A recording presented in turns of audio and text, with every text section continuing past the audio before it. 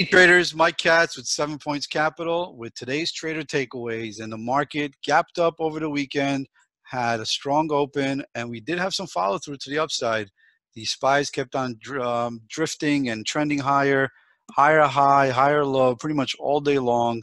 And it was just a matter of staying with it if you were on the long side. I focused on a few names today. PULM was in play. They had some positive news. They got upfront capital from this firm that they gave access to their drug to for, I think, 50% of the sales.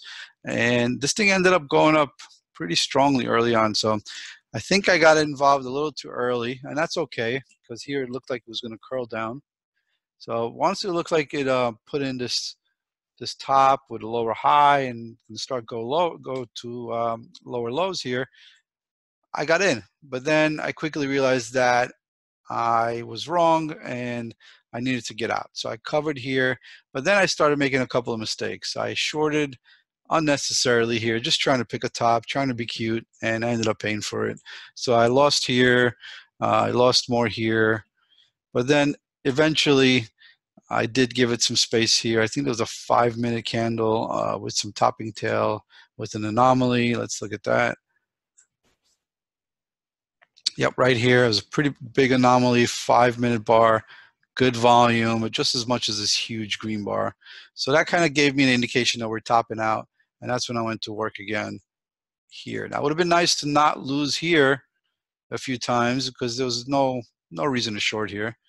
And I would have done a lot better. But so at this point, I'm down on the stock, and then it starts to roll over. I put on a short, and then I start trading around my core. I cover some, and then had this beautiful top tick here at $3. There was a massive offer. I forget the exact quantity, but it was a big offer at $3, and I traded right in front of it. It took out the whole offer, and then it just got stuffed. Usually when that big offer gets taken out, you do get a lot more of a run, but it ended up getting stuffed there, which was nice, and I did some covering as it pulled back. And then I just kept trading around a core. The stock was still not easy. It still ended up doing a lot of sideways. It looked like it could have done anything from here. It could have ripped up just the way they were controlling the stock, and then it could also sold off. The one thing I really noticed was that there was a lot of soaking on the bid. There were trades going off on the bid, below the bid, and a lot more than what was displayed. And the stock would not really budge a whole lot over here. And then as soon as some buying came in, a few green prints, it would just take off to the upside very quickly with these sharp candles to the upside. This is another example right here. So I thought this might even squeeze and be a runner into day two, and I was okay with that. I would have stopped out here. And you could see even here, I took off a little bit, just thinking if it's going to start to run, I better get a head start on it. But it ended up curling down.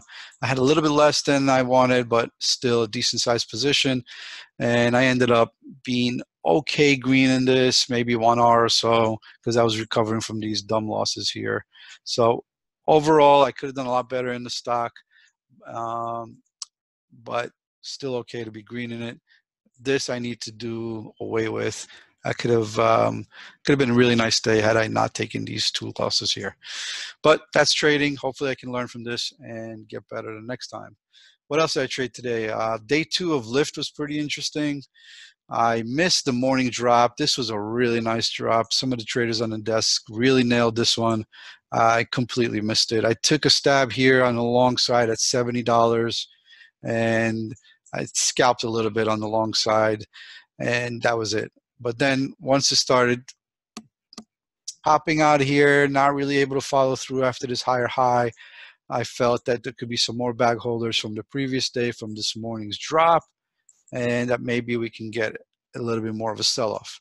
And so that I started getting short here, initiating the short and trading around a core a little bit.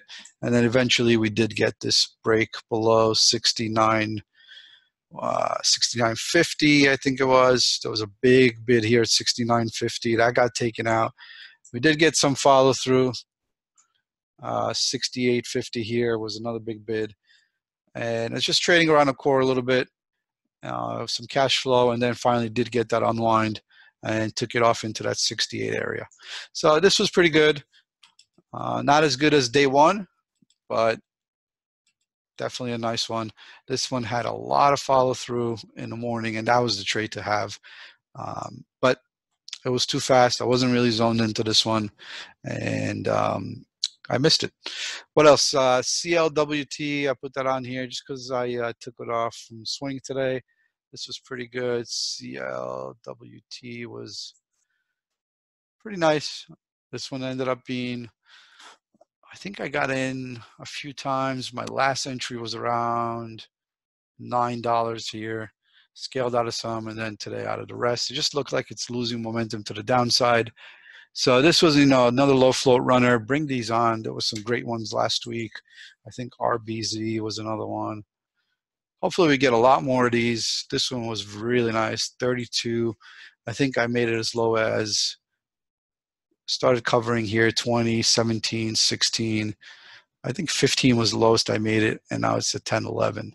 So definitely left some on the table there, but you can't be perfect in these. It's just really nice setups. Hopefully we get a lot more of these runners going into April. And believe it or not, earnings season is not too far away. The banks start reporting next week, I believe. So that should be interesting. And that's it. Thanks for watching. Mike Katz with 7 Points Capital.